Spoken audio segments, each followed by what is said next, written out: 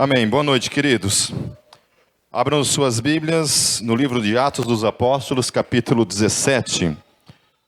Dando continuidade ao domingo passado, tratando a segunda viagem missionária do apóstolo Paulo, a parte 2, a partir do versículo 17. Vamos fechar nossos olhos mais uma vez? Santo Deus, nós estamos mais uma vez aqui diante da Tua Palavra e pedimos graça da parte do Teu Espírito, Senhor, para que fale conosco, Senhor. Fale ao coração de cada um de nós, Senhor, por meio da Tua Palavra, nos ensinando os princípios da Tua Palavra, em nome do Senhor Jesus. Amém. Amém, vamos lá, versículo 1 em diante, diz assim: Tendo passado por Anfípolis e Apolônia, chegaram a Tessalônica, onde havia uma sinagoga judaica. Segundo o seu costume, Paulo foi à sinagoga e por 3 sábados discutiu com eles com base nas Escrituras, explicando e provando que o Cristo deveria sofrer e ressuscitar dentre os mortos. E dizia: Este Jesus que lhes proclamo é o Cristo. Alguns dos judeus foram persuadidos se uniram a Paulo e Silas, bem como muitos gregos tementes a Deus, e não poucas mulheres de alta posição. Mas os judeus ficaram com inveja, reuniram alguns homens perversos dentre os desocupados, e, com a multidão, iniciaram um tumulto na cidade. Invadiram a casa de Jason, em busca de Paulo e Silas, a fim de trazê-los para o meio da multidão. Contudo, não os achando, arrastaram Jason e alguns outros irmãos para diante dos oficiais da cidade, gritando: Esses homens que têm causado alvoroço por todo o mundo, agora chegaram aqui. E Jason os recebeu em sua casa. Todos eles estão agindo contra os decretos de César, dizendo que existe um outro rei chamado Jesus. Aleluia. Uma coisa que a gente tem visto em todos os 17 capítulos até agora no livro de Atos, é que o Evangelho, nesse início da fé cristã, a gente vê claramente que não havia muito esse Evangelho que muitas vezes a gente tem ouvido por aí, que é esse Evangelho meio papinha, né? meio adocicado, esse Evangelho que é meio que um Evangelho que tem como finalidade agradar as pessoas, né? Então você não apresenta mais um evangelho que é um evangelho de confronto com a vida do camarada, certo? Simplesmente é um evangelho onde você tenta, na verdade, passar panos quentes, parece que as coisas, na verdade, está tudo certo, e não sei nem por que a gente apresenta um Salvador, porque a impressão que tem é que essas pessoas nem precisam de salvação, porque está tudo certo. A vida delas está tudo certo, elas não estão vivendo no pecado, moralmente está tudo certo, elas não devem nada para Deus, se eles morrerem eles não vão para o inferno, então não sei nem que evangelho é esse que a gente oferece para as pessoas, né? É simplesmente uma concepção que você escuta muito, né? E esses tempos, eu não sei quanto a vocês, é mais uma coisa que me irrita muito, eu fico muito irritado mesmo, claro que eu não tenho nenhuma atitude de arrogância em relação a isso, estou falando para vocês, expressando a minha raiva aqui diante de vocês, mas quando eu lido com isso, necessariamente eu não fico, né, expressando a minha raiva, mas por dentro eu me consumo de raiva com essas coisas. Gente que fala para mim assim: não, simplesmente você tem que amar as pessoas, se você amar as pessoas vão se converter, simplesmente amar as pessoas, né? Eu sempre fico pensando, o que ela tem que dizer com isso? O que é amar as pessoas? O que é esse amar as pessoas? Que você, por meio desse teu amor, que a gente não sabe nem dizer direito o que é, esse amor tem um poder de converter a vida das pessoas. Ou seja, você não precisa apresentar o Evangelho, você simplesmente ama as pessoas com um suposto amor que a gente não sabe nem definir o que é, que ninguém sabe definir, é um amor da tolerância total e absoluta, simplesmente você tem que aceitar todos os pecados morais, a moralidade total, depravada, distorcida, bíblica, você precisa aceitar tudo aquilo ali, está tudo certo, mas desde que você ame as pessoas, sem confrontar em nada isso, essas pessoas vão de alguma forma ver em você alguma coisa que vai levá-las aos pés de Jesus, de alguma forma. E o fato é que ninguém na face da terra se converte dessa forma. Ninguém. Só tem uma forma de uma pessoa se prostrar diante de Jesus entregando sua vida para ela. Qual é? Apresentando o Evangelho. Não tem outro jeito. Então, quando falam de amar as pessoas, eu só entendo uma forma. A primeira forma que eu tenho de amar as pessoas é apresentar o Evangelho para elas. Não existe maior forma de amar alguém do que apresentar o Evangelho para ela. Mas o Evangelho, né? Olha, querido, você precisa abandonar a sua vida de pecados, se converter ao Senhor Jesus, entregar a sua vida para o Senhor Jesus, para que você seja salvo. Esse é o sentido de salvação. É para isso que existe um Salvador. Salvar do quê? Salvar de alguma coisa, certo? O que é essa salvação? Que essa pessoa encontre-se numa situação, numa posição em que, se ela morrer naquele momento, nessa posição em que ela está, vivenciando na vida dela, ela vai para o inferno. E sem conversa, sem choro. Diante da palavra de Deus, diante do Evangelho, essa é a realidade da humanidade sem Cristo. Toda ela está condenada, sem Cristo Jesus. Qual é a forma que eu tenho de amar essa pessoa? Apresentar o Evangelho. Olha, Cristo Jesus veio ao mundo, Deus amou a tua vida. Cristo Jesus foi enviado ao mundo para morrer a sua morte, morrer pelos seus pecados. Mas eram os seus pecados, ou seja, você está cheio deles. Você está separado da glória de Deus. E só tem uma forma de você se voltar para Deus e sair debaixo da condenação. Qual é essa forma? Cristo Jesus na sua vida. Esse é o Evangelho. Amém? A pessoa que mais me amou na vida foi essa pessoa que apresentou o Evangelho para mim. Que me tirou por meio do Evangelho, o Evangelho chegou até mim e me tirou da condição em que eu estava. Finalmente, então, agora eu estava em Deus. Por causa de Cristo Jesus, por meio do Evangelho que me foi apresentado. Nenhum outro amor do mundo teria me salvo, a não ser o Evangelho, por causa de Cristo Jesus. Amém? Certo? Porque hoje é isso, é um amor assim, você não prega o Evangelho, você não fala nada, você não confronta, a pessoa morre no pecado, mas você amou ela. Amou. Simplesmente amou ela até o fim, e a pessoa foi para o inferno, e o seu amor não abriu a boca em nenhum momento para falar da condição em que ela estava. Ela estava morrendo, ela estava doente, ela estava com uma doença que só tinha uma cura, você tinha a cura, você não apresenta aquela cura e diz amar aquela pessoa. Esse é o conceito que o mundo tem de amor hoje em dia, certo? Esse é um conceito. Mas, como a gente caminha em cima da velha escola, a velha boa verdade do Evangelho, que é o único Evangelho capaz de libertar a vida da pessoa. Por isso nós apresentamos a Cristo Jesus, e vocês vão ver que o texto vai trabalhar isso. Os 17 capítulos de Atos, a gente vê o tempo todo, a igreja quando vai pregar o Evangelho, ela não fala outra coisa. Ela apresenta o Evangelho. E o tempo todo está inserido num contexto de arrependam-se, saiam disso. Se vocês não saírem dessa condição, vocês serão em absoluto condenados, porque já estão condenados. Não é isso que Jesus fala? Todo aquele que não crê, já está condenado. Não será condenado, já está. Já está debaixo de uma condenação. No tempo, no espaço, um dia, isso vai se concretizar de fato, de modo absoluto, mas já se encontra numa condenação, já se encontra morto, já se encontra separado, já se encontra debaixo de juízo. Mas ainda tem o dia em que esse juízo será pleno, em todas as instâncias, em nome de Jesus. Versículo 8, ouvindo isso, a multidão e os oficiais da cidade ficaram agitados. Então receberam de Jason e de outros a fiança estipulada e os soltaram. Logo que anoiteceu, os irmãos enviaram Paulo e Silas para Bereia. Chegando ali, eles foram à sinagoga judaica.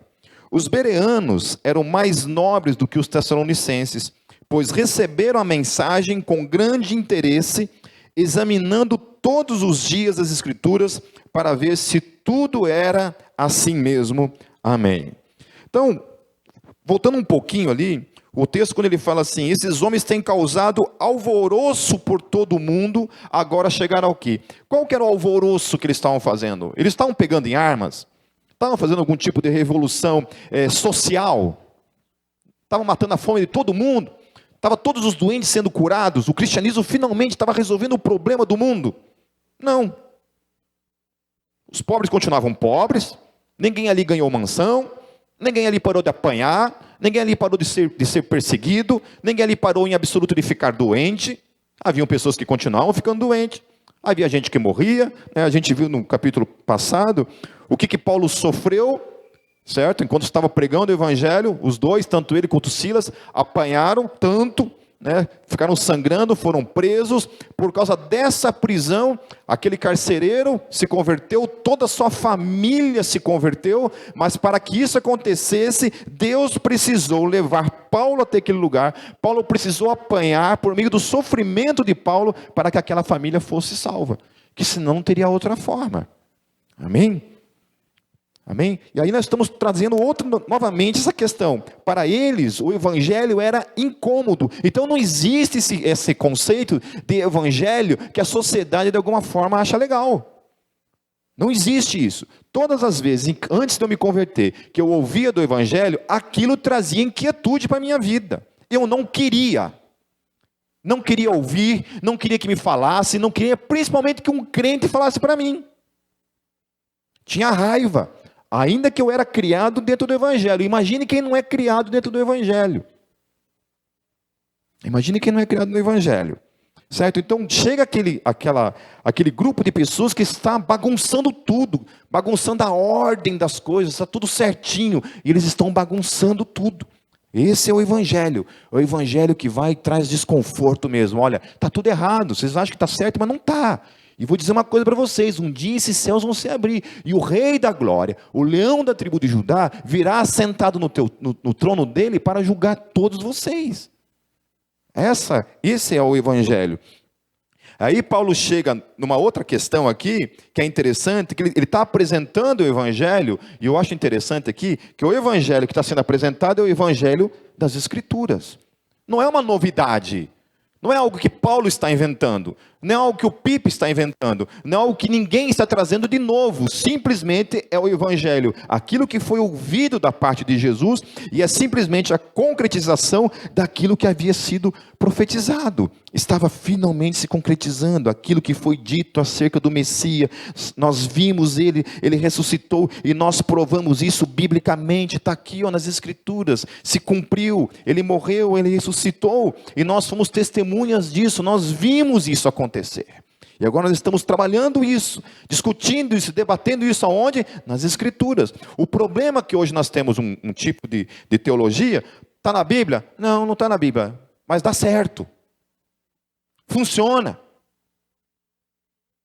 Eu vi um cara num debate na televisão, falando isso. Falou, olha meu amigo, não tem na Bíblia, mas vocês têm que entender que funciona. Funciona. Se funciona, está valendo. Certo? Funciona. Questões teológicas, afirmações teológicas. Esses dias eu me deparei com uma página, assim, versículos bíblicos que não tem na Bíblia, né? Versículos bíblicos que não tem na Bíblia. E eu achei interessante que tinha um lá que eu mesmo falava que era, muitas vezes eu preguei e falei, porque a Bíblia diz, né? Graças a Deus que Deus tem misericórdia da gente, não fulmina a gente por heresia nessas horas, né? Mas, por exemplo, não cai uma folha de uma árvore se não for da vontade de Deus. Esse texto não tem na Bíblia. Se tiver na tua, você que me colocou aí agora, com canetinha aí, ó. Esses tempos eu estava na casa de uma pessoa, e foi engraçado que eu me deparei com esse texto, entre aspas, bíblico, 2 vezes na mesma semana, assim. Eu estava na casa de uma pessoa, depois estava na casa de outra pessoa, e as 2 pessoas citaram esse texto bíblico que não é bíblico, né? Que a Bíblia diz que uma alma vale mais que o mundo inteiro. Vocês já viram isso na Bíblia? E a pessoa falou, não tem, eu vi essa semana. No meu devocional estava lá, esse texto tinha na Bíblia. Eu falei, não tem, querido. Aí ele falou, não tem, não pode, tem que ter. E foi lá para o Google, foi chave bíblica e tudo, e não achou, porque não tem mesmo, não vai achar. Um amigo meu, uma vez pregando, falou assim, porque a Bíblia diz que 1000 anos passarão, mas 2000 anos não chegará. Entendeu? Também não tem na Bíblia. Né? Então, por aí vai. Então, tem que verificar na Bíblia, tem que estar na palavra. Tem que estar aqui, e assim era. E aqui o texto está dizendo, está elogiando os bereanos, por quê? Porque eles conferiam biblicamente. Eu estava conversando com um amigo ontem, que nós temos divergências no aspecto teológico, eu sou de uma escola, ele é de outra escola, certo? Que são, assim, não são contrárias no seu absoluto, porque dentro da fé cristã, nenhuma crença, assim, fundamental, ela é absolutamente contrária, certo? Mas tem coisas que, por exemplo, essa questão de salvação, né, que a gente tem divergências no aspecto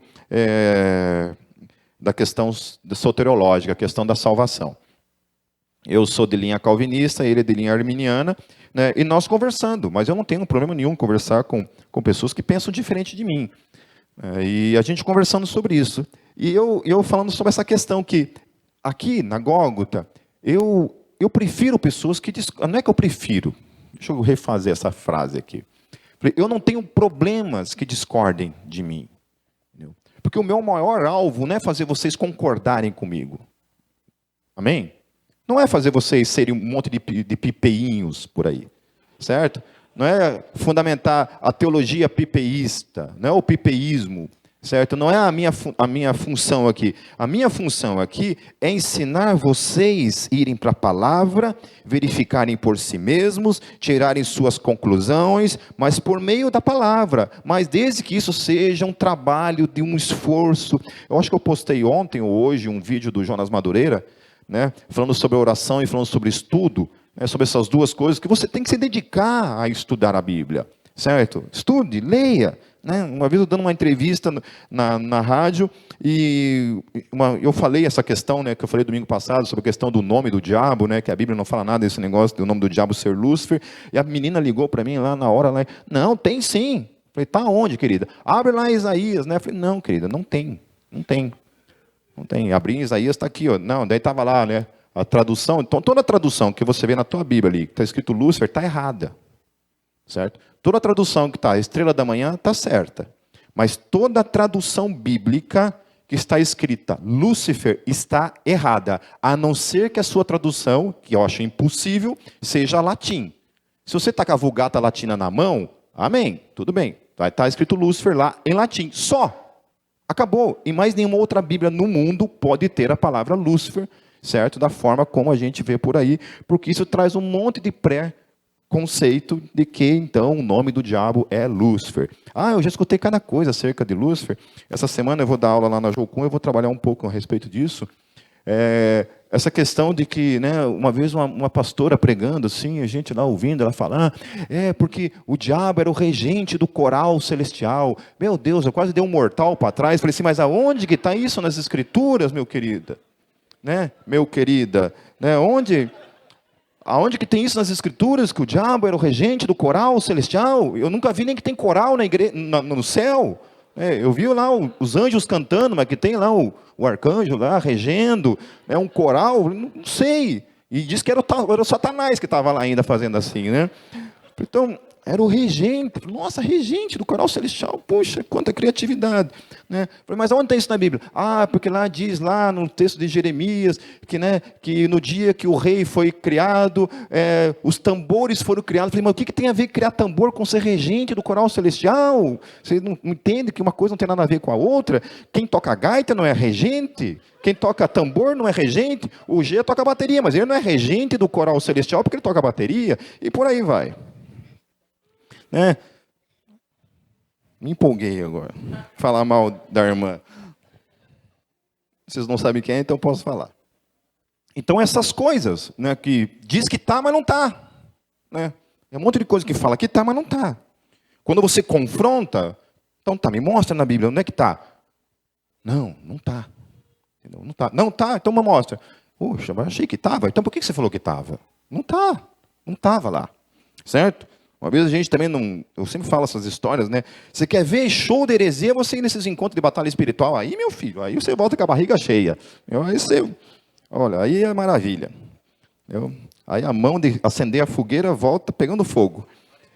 Você está lá, uma pessoa falou assim... A gente estava lá em Foz do Iguaçu, na conferência de batalha espiritual, não vou falar quem era a pessoa preletora, né? Daí a gente estava lá e a pessoa assim, né? Se você... sentir uma coceira, né? Se coçar, isso é um demônio se manifestando em você. Aí eu com aquela coceira assim, Deus o livre. Coçava com a mente assim, mas Deus o livre. Né? Se você sentir vontade de, né, bocejar assim, né, também é um demônio saindo de você. Meu... E aí de manhã cedo, ainda por cima, né, você com aquele sono, aquela vontade, eu assim, não, Satanás, fica quietinho aí. Não saia, fica quietinho aí, não nessa hora. Coisas assim. Aí, no outro dia, a gente teve uma aula no seminário.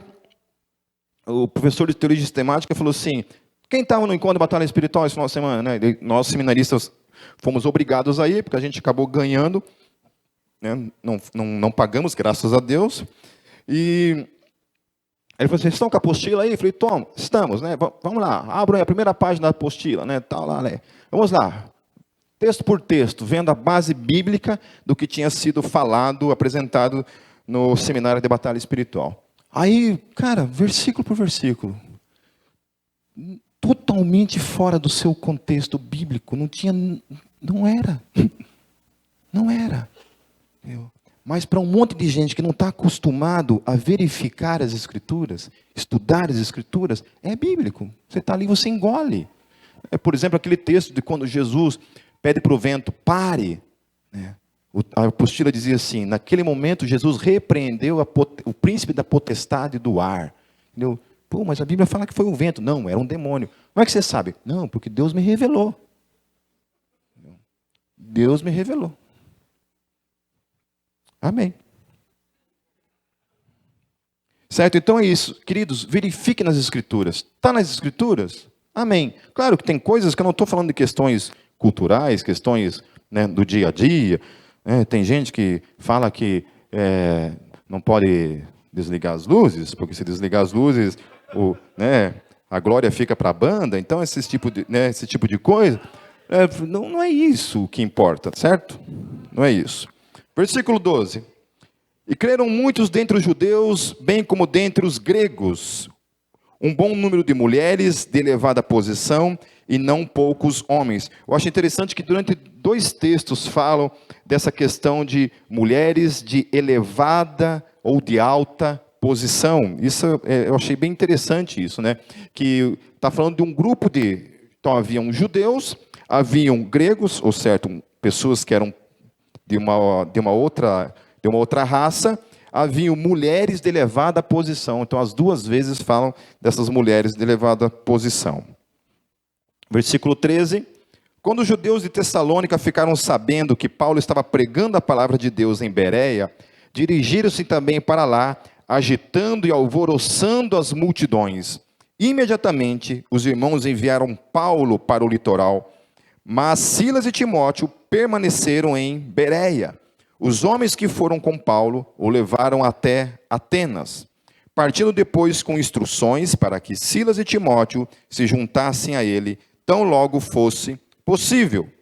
Enquanto esperava por eles em Atenas, Paulo ficou profundamente indignado ao ver que a cidade estava cheia de ídolos. Olha só, Paulo vai para lá, a capital, né, da Grécia, que é Atenas, está ali na capital, chega ali naquela praça, aquela praça está infestada de centenas de milhares de deuses.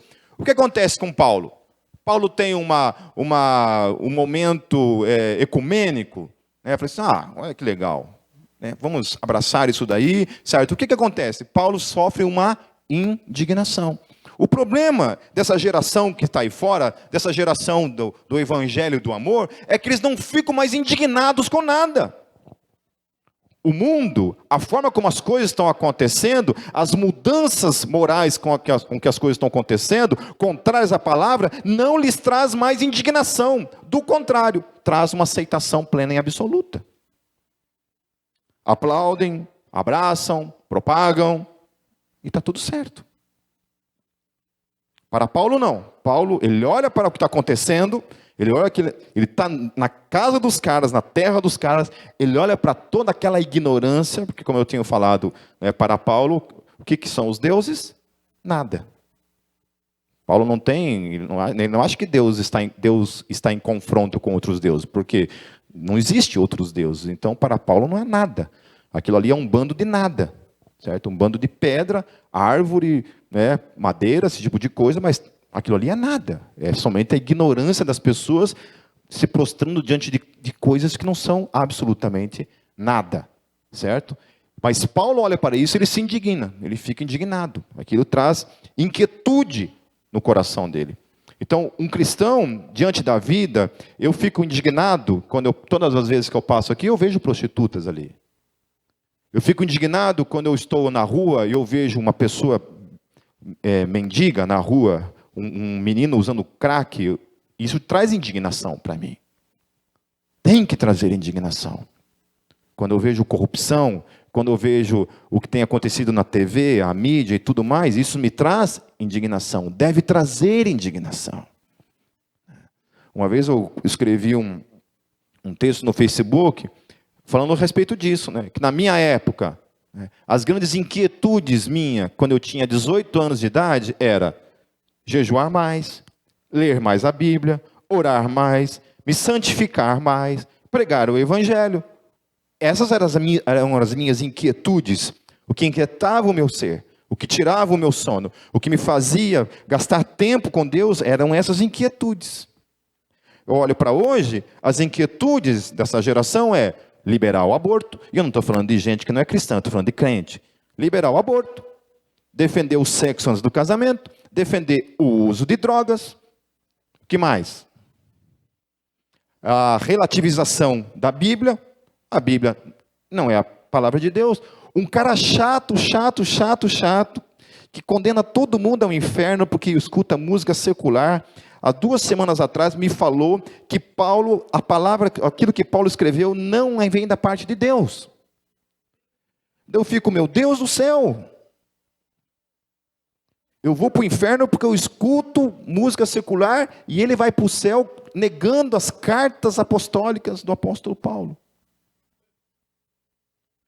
Então é isso, é negação das escrituras, luta pela liberação do aborto. Eu fico louco assim, sabe? Quando eu posto qualquer coisa a respeito do aborto, e quem vem comentar lá, quando é uma pessoa que não é cristã, tudo, beleza, está nos conformes, né? Beleza, entendo, ok, entendo que a tua cosmovisão é outra, não tem um problema, assim, com você acreditar nisso, né? Essa é a minha posição como cristão e ponto final. Agora, quando eu tenho que gastar meu tempo, a energia emocional, debatendo com crente, aí é complicado. Complicado. E gente que defende a bandeira luta, que vai realmente defende com unhas e dentes a questão do aborto, a questão da legalização das drogas. Eu escutei na boca de uma pessoa, falei assim, o dia que no Brasil legalizarem a maconha, eu vou fumar maconha. Olha, manifesto em nome de Jesus ainda. Eu vou fumar maconha. Entende? Então, só não fuma porque não é permitido por lei. Mas a partir do momento que se legalizar, eu vou fumar maconha em nome de Jesus. Né? Entende? Então, essas são as inquietudes. Certo? Então, Paulo tem essa indignação. Né? Eu não sei que nome que a gente dá para isso, né? Tem seus nomes aí a nível, né, político, mas eu não me preocupo com essas questões, com esses nomes que se dão de conservador, seja lá o que for. Entendeu? A verdade é que eu sou um cristão, eu tenho valores bíblicos na minha vida, e essas coisas me trazem indignação, não conformação. Não me conformo com isso, vou brigar com isso, vou ser chato com isso. E é isso aí. Amém? Versículo 17, por isso, olha só, discutia, glória. Repita comigo, discutia. Amém? Base bíblica para você, que você tem que discutir. Amém? Tem que discutir. Eu gosto quando encontro pessoas assim que, né, esses dias eu encontrei uma pessoa que não é da GOG, entendeu? Uma outra comunidade, que também é meio paz e amor, tipo eu assim, que gosta de uma briguinha, né, de discutir questões assim. Né? Eu acho legal isso, pessoas que gostam. Claro que tem discussões que são idiotices, são besteira, mas tem coisas que realmente são absolutas, que a gente tem que discutir.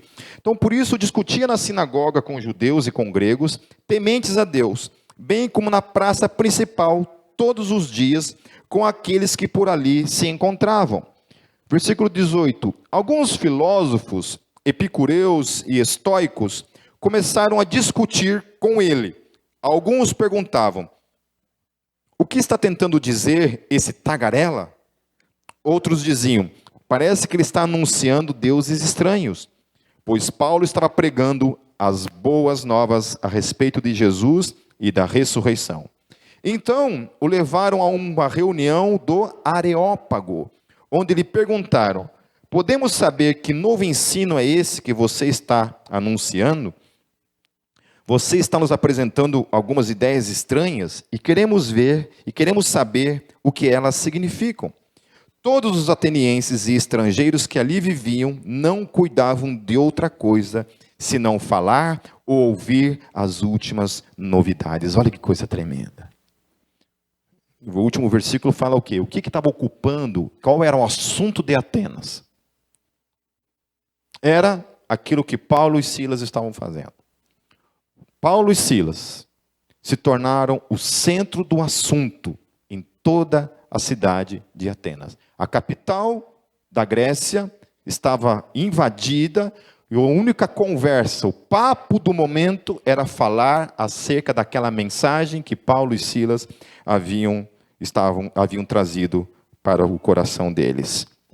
Então, o Areópago, para quem não sabe, o Areópago praticamente ele era o coração da filosofia grega, onde os filósofos se reuniam para debater questões de filosofia, para questões de lei, para questões de ciência, para questões de moralidade, para questões políticas. Isso era o Areópago. Então vocês imaginem, o apóstolo Paulo é chamado para falar, para debater nesse lugar. O primeiro debate teológico com pessoas de uma outra religião aconteceu nesse dia, certo? Estava ali. Para vocês se localizarem um pouco acerca do que esses dois movimentos pensavam, os epicureus, eles eram seguidores de Epicuro, que era um filósofo grego que foi mestre em Atenas, mais ou menos no ano 307 a.C. O sistema de crenças dos epicureus era que o grande fim da vida é uma vida de prazer. Então, o propósito de vida de um epicureu era o prazer. Era a busca pelo prazer. Conhecem esse tipo de pensamento? Não estão um pouco familiarizados com isso nos dias de hoje? Não é mais ou menos isso que está acontecendo? Uma outra coisa, eles admitiam a existência de seres divinos, mas não acreditavam que eles tivessem qualquer comunicação com os homens. Portanto, eram agnósticos, certo? Os agnósticos são esses que existe a possibilidade de Deus existir, mas que não tem nenhuma relação com a humanidade. Deus, se existir, está numa dimensão e não tem nenhum tipo de intervenção ou contato com a raça humana. Com respeito à vida do homem, ensinava Epicuro que uma vida tranquila, livre de males e rica de prazeres é o principal bem da vida humana. Ou seja, totalmente hedonista, voltado para a humanização, né, para o humano, e nada de etéreo, nada de sobrenatural, nada de divino tinha a ver com qualquer propósito na sua vida. Sustentava que o mundo não tinha sido formado por Deus, nem com qualquer desígnio ou propósito. Negavam a imortalidade da alma. A felicidade que eles procuravam era obtida pelos prazeres da vida. E foi o tal do Epicuro que, portanto, lançou o paradoxo de Epicuro, né, que nega que se Deus for onipotente e onisciente, ele não pode ser absolutamente bom, certo? Daí, ou se ele for bom e for onipotente, ele não pode ser totalmente onisciente, né? Eu não vou tratar a respeito disso, porque isso aí teria que ficar aqui um bom tempo falando a respeito disso. Mas ele usa, e esse é um argumento até hoje que muitos ateus utilizam para negar a existência de Deus. Então, portanto, era uma área da filosofia que negavam o sobrenatural. Se existe, não tem nada a ver com a gente. O negócio é a gente viver uma vida de prazer, se entregar ao prazer, viver, não tem imortalidade da alma, portanto morreu, acabou, certo? Eram existencialistas, conhece essa história, certo? Tem muito a ver com o que a gente está vivendo nos dias de hoje. O outro grupo, os estoicos, é um grupo um pouco diferente. Formavam uma seita de filósofos gregos, discípulos de Zenon, que viveu no ano 229 a.C.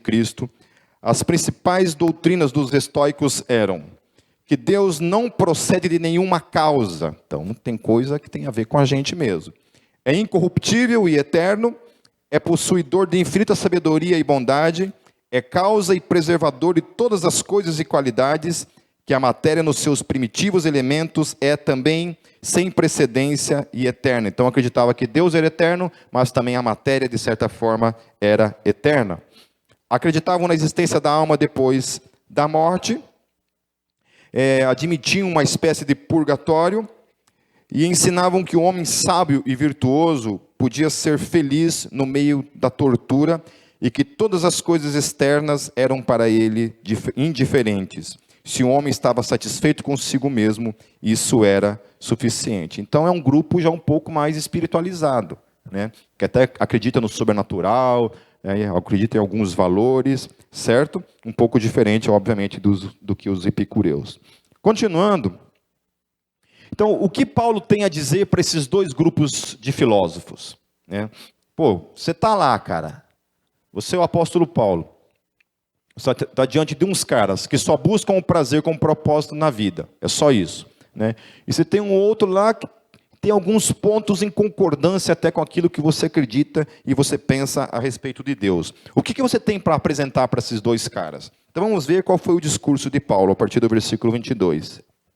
Então Paulo levantou-se na reunião do Areópago e disse: Atenienses, vejo em que em todos os aspectos vocês são muito religiosos, pois andando pela cidade, observei cuidadosamente seus objetos de culto e encontrei até um altar com esta inscrição: ao Deus desconhecido.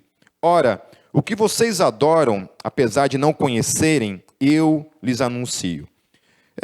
Eu estava debatendo com um grupo de judeus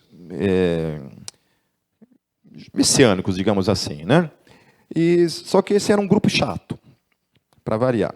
Era um grupo que ainda tem alguns por aí, Eu não estou dizendo que todo judeu messiânico está inserido nesse conceito, mas eram judeus que pensavam assim: cara, você não pode chamar Deus de Deus para começar, você tem que chamar o nome de Deus em hebraico, certo? Jesus, você não pode falar Jesus, assim, você tem que falar Yeshua, e o outro nome lá,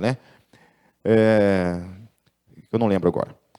Tem que falar Yeshua, você tem que falar nome, tal. E a gente começou a entrar no debate, daí entrou assim, um grupo de teólogos, eu, o Sandro Baggio e mais uns outros dois teólogos, debatendo com esse outro grupo de judeus, messiânicos. Na verdade, assim, o nome dos caras era João, João, sei lá qual era, todo um nome em português, assim, brasileiro mesmo, mas eles mudavam o nome e colocavam o nome deles em nome judaico para ficar mais salvo o negócio. E a gente começou a debater essas questões. Teve um dos teólogos ali que, cara, o cara arrebentou, assim, o cara começou a trabalhar assim, umas linhas de defesa da apologética. Ele, para começar, já foi destruindo tudo, assim, E eu comecei a entrar na briga também, então, e um texto que eu apresentei para eles, que foi o texto assim que calou, que não teve mais o que argumentar, foi esse. Porque eles falam o seguinte, que a gente não pode falar Deus, certo? Porque Deus vem do grego, certo? Vem de theos, vem do latim, que é uma tal. Então você não pode utilizar. Eu falei, então me responda uma coisa. Esse monumento em Atenas, onde que é Atenas? Na Grécia. Certo? Grécia. Esse altar que estava levantado, escrito ao Deus desconhecido, estava escrito em qual língua? Perguntei para eles. Qual língua que estava escrito ali? Teve um cara de pau que falou assim, em hebraico. Falei, teu nariz. Mas não estava. Nem hebraico, nem aramaico, nem chinês, nem latim, e nenhuma outra língua. Qual a língua que estava escrita, meu querido? E eles tiveram que reconhecer, em grego. Falei, acabou o teu argumento. Paulo falou, o theos desconhecido. O theos desconhecido é o Deus que eu apresento para vocês. É sobre o theos desconhecido. Então não tem esse negócio que tem que falar em hebraico. É como se Deus ficasse chateado assim, né? Deus, não. Pode parar. Não é comigo então dou as costas. Deus fica chateadinho, você chama Jesus, fala de Jesus. Não, Jesus não. Vira as costinhas brabinho também, não quero conversa. Então toda oração que é feita por Jesus, Jesus fica chateado e não escuta você. É muita burrice, né? É muita prepotência, né? É aquele velho farisaísmo, né? De achar que porque é judeu, ainda existe algo especial nele, pelo fato de ele ter nascido judeu. Né? Alguma coisa assim nele, assim, ele acha isso, entende? Ele acha isso, que por ele ser judeu, né, alguma coisa nele é especial e Deus salva ele pelo simples fato dele ser judeu. Então não é graça, não é eleição da parte de Deus, mas é simplesmente por causa do sangue dele. Então não é Cristo, não é a graça que tem valor algum. 24, o Deus que fez o mundo e tudo que nele há é o Senhor do céu e da terra e não habita em santuários feitos por mãos humanas. Ele não é servido por mão de homens como se necessitasse de algo, porque ele mesmo dá a todos a vida, o fôlego e as demais coisas. De um só fez ele todos os povos para que povoassem toda a terra, tendo determinado os tempos anteriormente estabelecidos e os lugares exatos em que deveriam habitar. Olha que coisa tremenda. Paulo chega num ninho de idolatria, num ninho de deuses. E o que ele confronta? A idolatria. Olha, aquele Deus desconhecido, não esses troços aí. Mas aquele Deus desconhecido é o Deus que eu tenho para apresentar para vocês. O Criador de todas as coisas, que não pode ser moldado por mãos humanas, não habita em templos feitos por mãos humanas. Esse é o Deus que eu quero apresentar para vocês. Amém? O que é interessante é que Paulo estrategicamente se utiliza de um elemento que já está lá. Deus já estava lá. Quando você lê um livro, inclusive que o Paulo citou há uns domingos atrás, o Fator Melquisedeque, quem já leu esse livro? Quem não leu, leia, em nome de Jesus. Certo? Se você quer ir para o céu, você precisa de Jesus e leia o Fator Melquisedeque. Estou brincando. Mas leia o Fator Melquisedeque de Don Richardson. Tem muitas histórias legais. Inclusive, uma das histórias nesse livro é que no livro ele conta a história de como nasceu esse altar.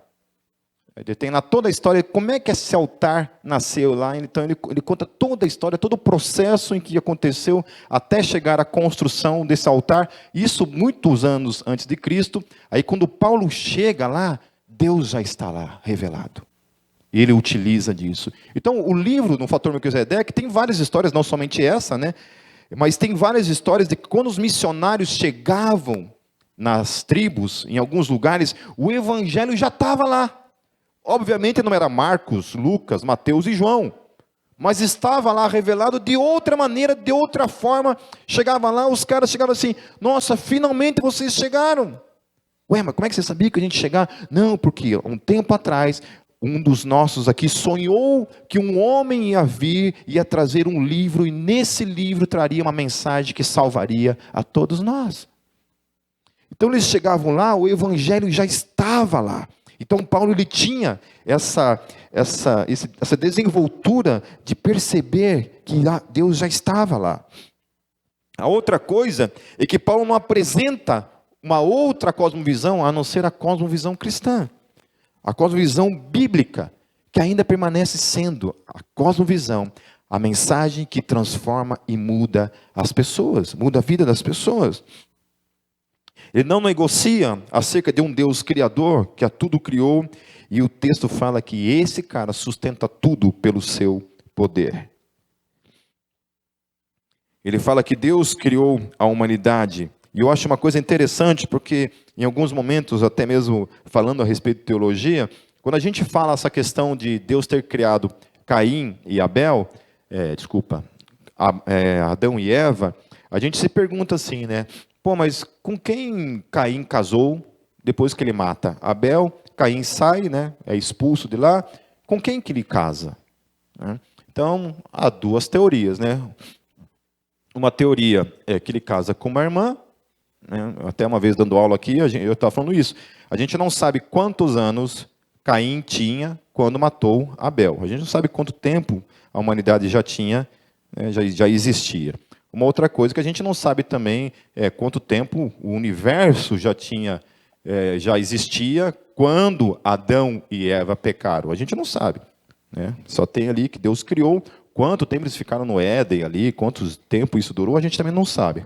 Qualquer coisa que a gente vai dizer em cima disso vai ser uma especulação.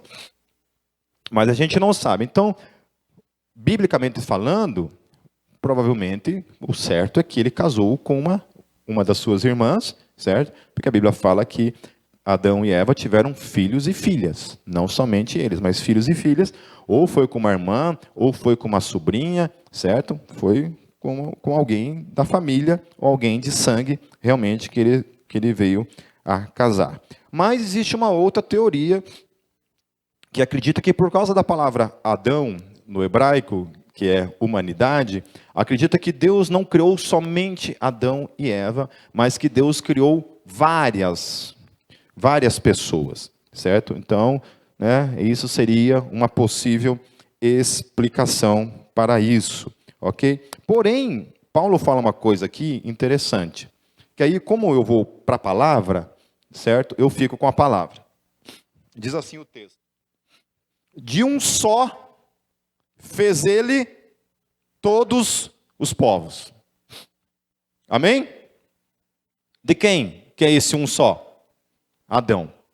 Então, na teologia de Paulo, e aí para mim é um problema entender essa questão assim de evolucionismo teísta, né, que acredita, que é uma área da ciência teísta, que acredita realmente que, né, em toda a história da evolução mesmo, que o homem veio lá, que houve lá a ameba, que evoluiu para os peixes, que evoluiu para os anfíbios, que evoluiu para os répteis, que evoluiu para os pássaros, que evoluiu para os mamíferos, que evoluiu para os primatas. Desses primatas, né, não estou falando macaco em si, mas esses primeiros primatas foi evoluindo até tornar um pré-homem, aí até que chegou então ao Homo sapiens, o qual estamos nós, né?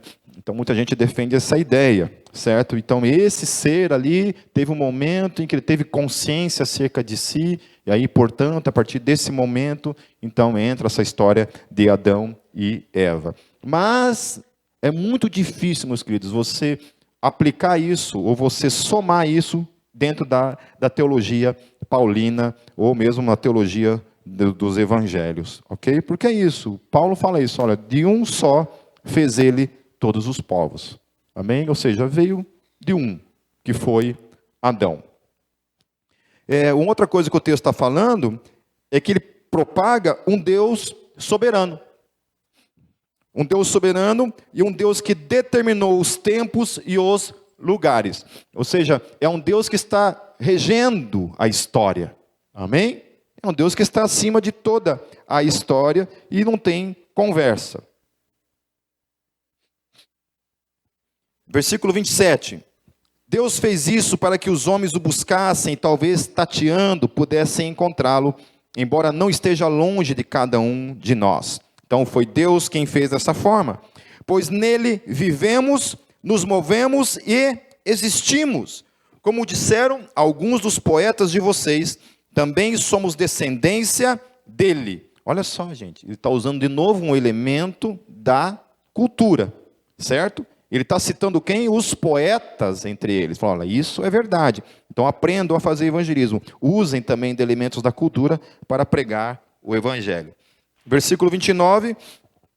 Assim, visto que somos descendência de Deus, não devemos pensar que a divindade é semelhante a uma escultura de ouro, prata ou pedra, feita pela arte e imaginação do homem. Então Paulo está indignado com o quê? Com a idolatria.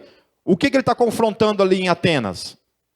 na casa dos caras, diante dos filósofos que estão ali, diante do povo que está ali, o alvoroço que está acontecendo ali, ele recua? Ele fala assim, irmão, peraí, cara, olha só quanta gente. Vou dar uma recuada, vou apresentar um evangelho mais agradável, que agrade todo mundo, que seja de certa forma ecumênico, que seja um evangelho de amor, que ame todo mundo, e aí eu vou ganhar mais pessoas para Jesus. Ele pensa assim? Não. Ele está indignado porque aquilo tudo está errado, e o que ele fala? Ele bate de frente com aquilo. Ele apresenta um evangelho que confronta toda aquela idolatria que está acontecendo ali. E o texto lá no versículo 30, ó, no passado Deus não levou em conta essa ignorância, mas agora ordena que todos vocês, todos, em todo lugar, façam o quê? Se arrependam. Aleluia. Que evangelho diferente, né? Amém? Que evangelho diferente. Não é, está tudo certo, continue adorando os seus deuses, continue vivendo na promiscuidade, continue vivendo nos vícios, continue vivendo na mentira, está tudo certo. Deus ama você do jeito que você é. Está tudo certo? Não. Paulo vem, confronta no coração, sem medo de ser feliz, confronta todos e diz, se arrependam, porque tudo isso que vocês estão vivendo está errado. É condenável, ele permitiu que vocês o fizessem até aqui, mas agora ele está dizendo que para todos vocês, parem, acabou, se arrependam, mudem suas vidas. Versículo 31, e aí ele fala uma outra coisa, pois estabeleceu um dia em que há de julgar o mundo com justiça, por meio do homem que designou, e deu provas disso a todos, ressuscitando-o dentre os mortos. Então ele vem e apresenta juízo. Olha, se vocês não se arrependerem, não mudarem suas vidas, o juízo virá. E virá por meio de quem? Por meio daquele que venceu a morte, o Senhor Jesus Cristo. E ele fala o seguinte, ele fala que isso não é um salto no escuro, isso é prova, há provas de que ele ressuscitou. Isso é racional. Esses tempos, lá na página da Descontradizendo Contradições, eu estava trabalhando essa questão da fé cega, né? Que os ateus pensam que a gente tem um tipo de fé cega, um salto no escuro. E um crente lá veio e quis refutar o meu argumento dizendo isso. Não, mas é isso mesmo. A gente não tem que ver para crer, uma coisa assim, né? Não, é verdade, eu não vi Jesus ressurreto. É verdade. A gente não vê para crer, como se a nossa fé fosse cega. Porém, é assim que você crê? É assim que o Evangelho chegou até a mim, até você? Vocês acham realmente que existe a possibilidade de Jesus não ter ressuscitado? Você tem que ter mais fé para acreditar que Jesus não ressuscitou do que simplesmente acreditar que ele ressuscitou. Para mim, assim, é impossível Jesus não ter ressuscitado. Não existe teoria da conspiração, né, que me convença do contrário, acerca daquela tumba vazia. Então, para Paulo era isso. Gente, isso é racional, é provável, está aqui. Né? O Josh McDowell, eu sempre cito ele, é o principal livro de apologética que todos vocês precisam ler. Foi o primeiro livro de apologética que eu li, e eu considero o livro mais importante de apologética que o crente tem que ler. Todos vocês precisam ler uma vez na vida esse livro. Evidências que exigem um veredito, de Josh McDowell.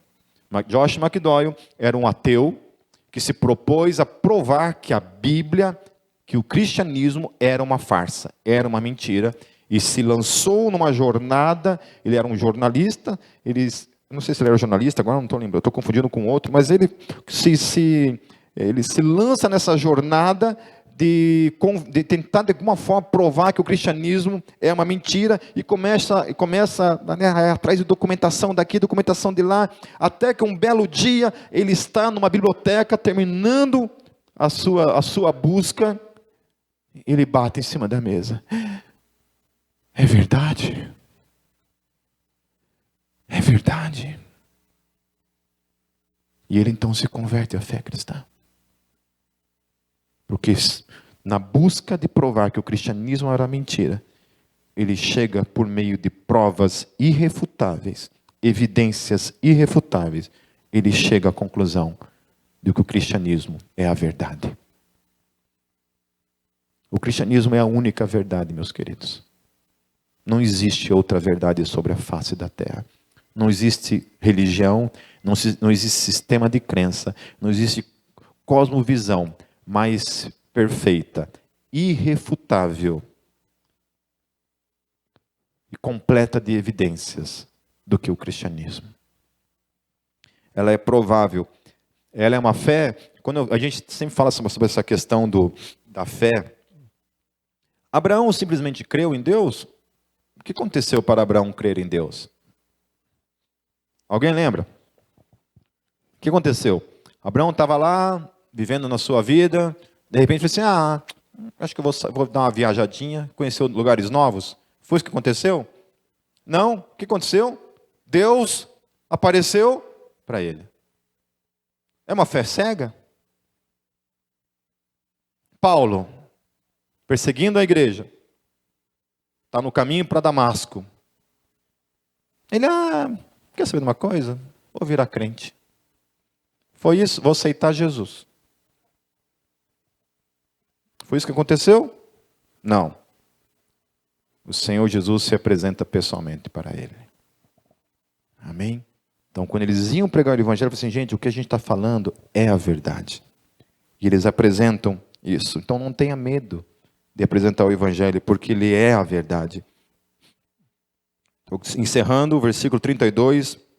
Quando ouviram sobre a ressurreição dos mortos, alguns deles zombaram e outros disseram, a esse respeito nós ouviremos outra vez. Quem não acreditava na ressurreição dos mortos? Os epicúreos, certo?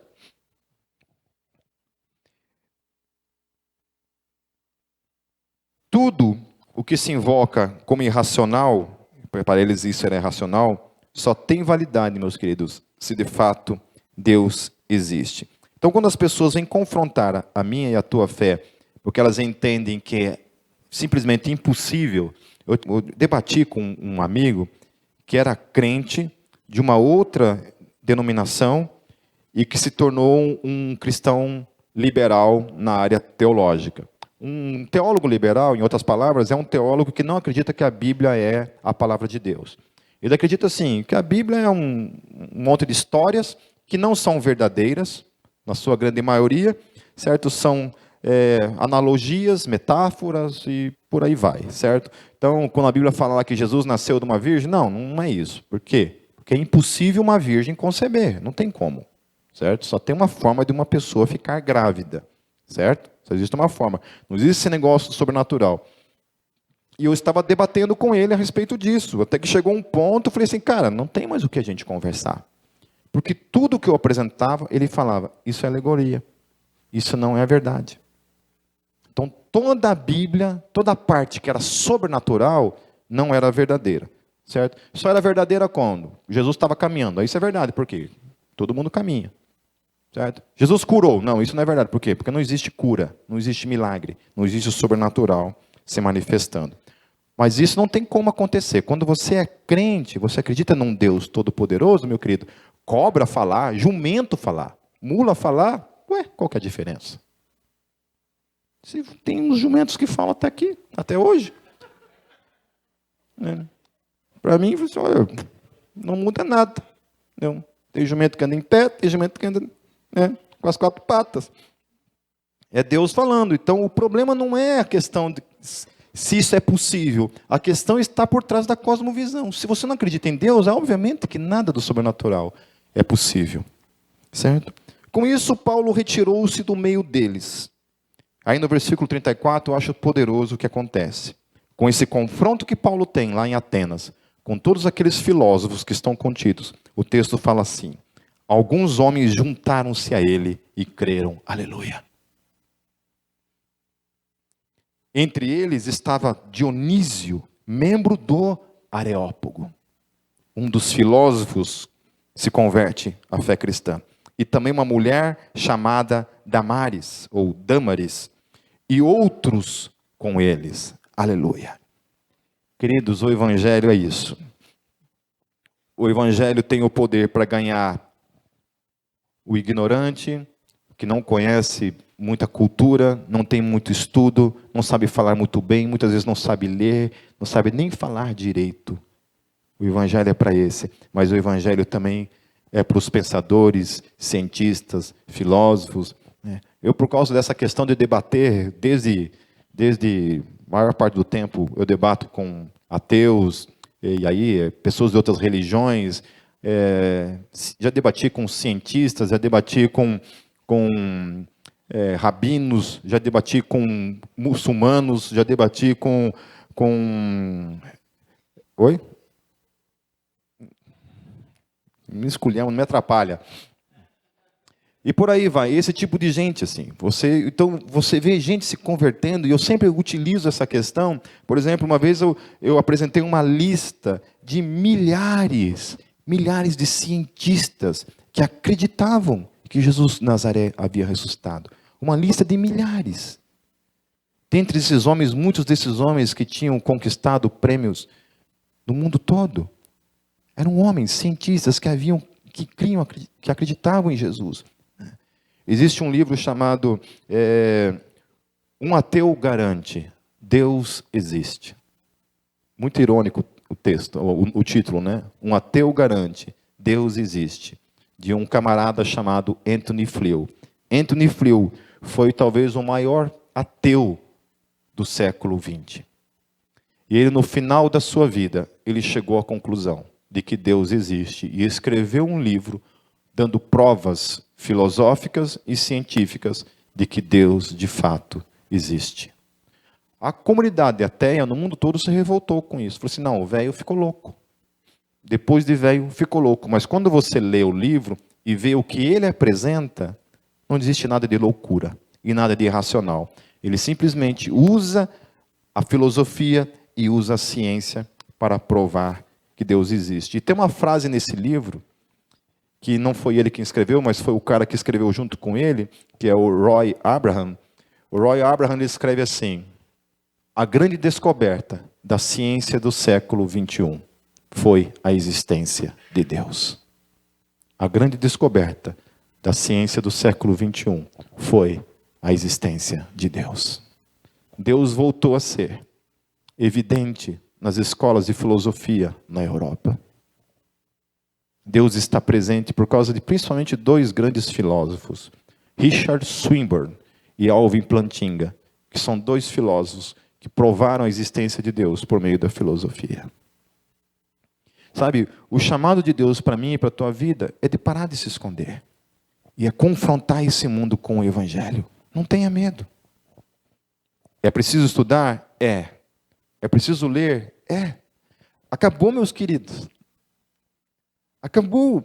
Você, felizmente ou não, faz parte de uma geração, de um tempo em que as pessoas vão confrontar a tua fé. Acabou aquele tempo que a gente colocava 50 panfletinhos de evangelismo embaixo do sovaco, com um monte de florzinha, escrito João 3,16, e saía apresentando assim, e as pessoas se convertiam. Acabou esse tempo.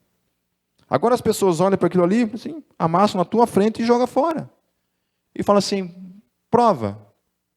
Me dá um motivo racional que prova que realmente a tua fé é válida. E aí? Tem que ter argumentação. Então aguarde que daqui uns 2 meses, um pouquinho mais, a gente vai estar aqui no sábado, dando um mês inteiro de apologética.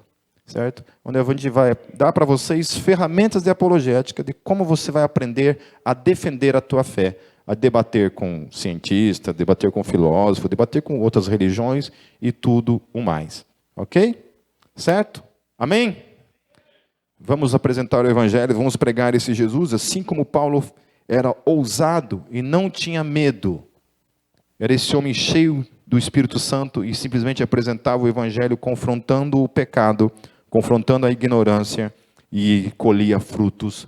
Deus também tem um chamado para a sua vida, meus queridos, de colher frutos. E eu não estou dizendo, meus queridos, que você tem que fazer esse tipo de argumentação ou de pregação para todo mundo. Você não chega lá numa favela e vai, coitado lá, nem sabe o que você vai falar. Eu não estou dizendo isso. Mas estou dizendo que no momento que você está vivendo, você tem que estar preparado para responder à razão da sua fé para todo mundo. Tem gente que nunca vai confrontar, nunca vai questionar, e amém. Agora tem gente que vai questionar. Que vai vir com os dois pés na tua cara e confrontar a tua fé. E você tem que estar pronto para responder, em nome de Jesus. Amém? Eu amo quando chega um ateu e questiona a minha fé. Eu tenho prazer, alegria em responder.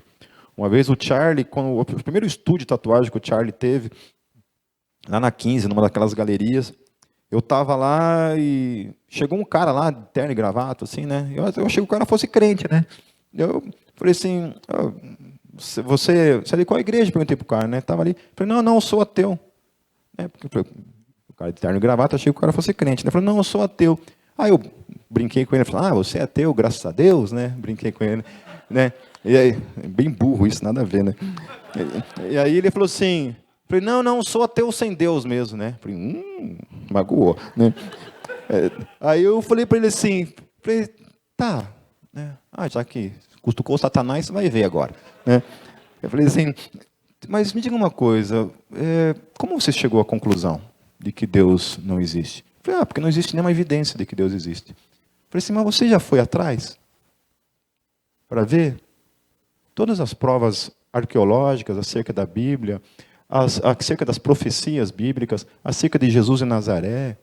Você já foi atrás de ler alguma coisa? Você já leu tal livro? Não, nunca li. Eu falei, então você está negando algo que você nunca foi atrás para saber. Você está falando que não existe evidência, mas você nunca foi atrás de nenhuma delas. E elas têm um monte, eu posso te falar. Eu posso te dizer isso. Aí uns 3 meses depois, não sei se o Charlie vai lembrar disso. Provavelmente não. Mas daí alguns meses depois, o Charlie me falou que esse cara havia se convertido. E era membro de uma igreja. Amém? Amém? É isso. Preparado para responder à razão da sua fé. Presente o Evangelho. Eu posso te garantir, meu querido, não estou dizendo que são todos, mas a grande maioria fala que mas não tem nem noção do que é o cristianismo. E quando você apresenta um cristianismo fundamentado, com todas as evidências que nós temos nas mãos, já dei a dica para vocês, leiam Evidências que Exigem um Veredito, de Josh McDowell. Só esse livro vai ser suficiente para você ter umas ferramentas poderosas para você utilizar na evangelização, em nome de Jesus. Amém, meus queridos? Vamos orar? Vamos fechar nossos olhos?